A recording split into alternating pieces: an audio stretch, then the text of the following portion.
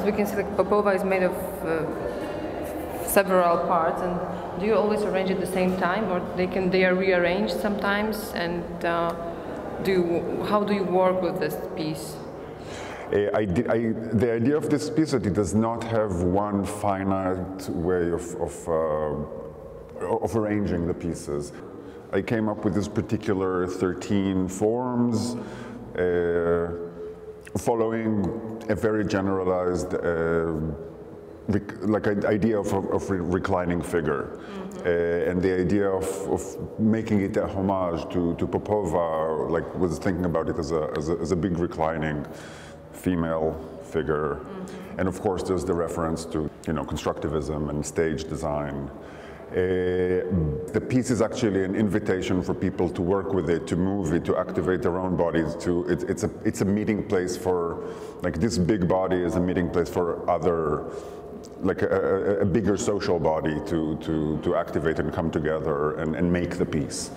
So you're with this structure, you are inviting people to create the structure of them being in this place. Yes, this is just a prop, just an invitation, just the tool.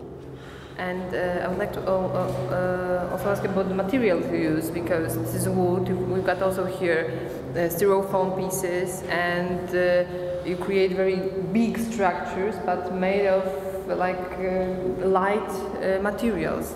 Well, there are several reasons, some of them practical and some of them more ideological, why I use the materials that I use. But in a way, each piece that I make is an exploration. I come up with an idea and I want to try it out. I want to make it big.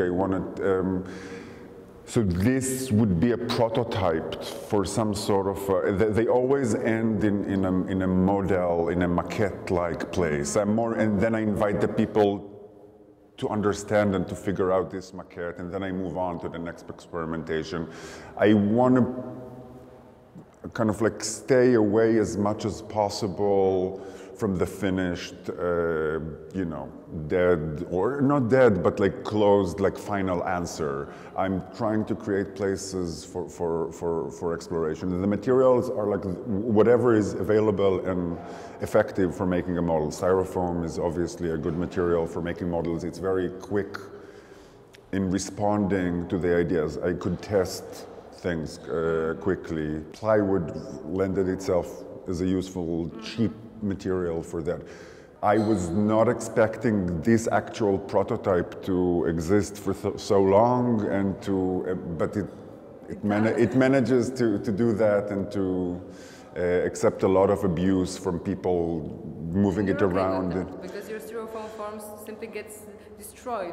They kind of get destroyed gradually, but in a way, I like them with this, they're much better than the way they were when they just came out of the shop and they were clean, and they're actually the piece and the history of working with it. And I'm interested in creating work environments, so it's a work environment, it's rugged, and the floor here is so good for that. Yeah, right. Gym floor. Yeah. I would like to ask you also about the piece Blind in Gaza we've got here, and in the kind of ideological context, because you've got Jewish origin, and we're in Warsaw, which has a huge Jewish war history, and this piece Blind in Gaza it shows a figure that is disabled, damaged, or hurt due to some kind of actions, I don't know, war actions probably. And can you tell something more about it? Because lots of contexts come to my mind, lots of questions about history, about religion, about relations between nations. And have you got any clear idea about that, or is it just stating questions? In a way, yes, it is kind of throwing a bunch of contexts in the mix. I am interested in maybe weak figures, or Blind in Gaza is actually, I'm taking the title from, there's a Milton poem that talks about Samson, the biblical Samson, that has killed himself when he was captured in Gaza by, he broke the columns of the palace, and it collapsed on him and all the Philistines. Which of course is a nod to the Palestinian situation, and what type of heroes are we looking at? In a way, like the tragedy of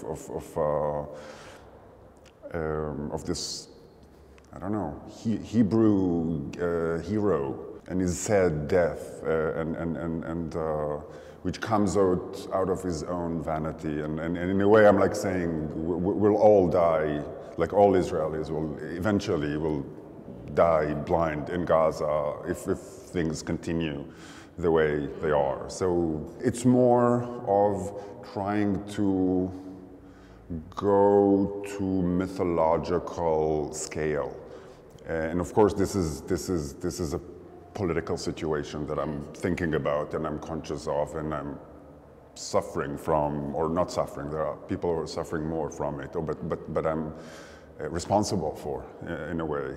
I'm really interested in being able to come up with big images, or like to think about big heroes or big idols, but I'm also aware of the danger of big idols, and like I want to make a big sculpture or to live with monuments, but I do not need a sculpture of Lenin anywhere near or something like that. And in a way, the styrofoam is some sort of a security, or like checks and balances to make sure this is not. I mean, I'm talking about monumentality. I'm keeping some sort of distance from it. I'm cautious.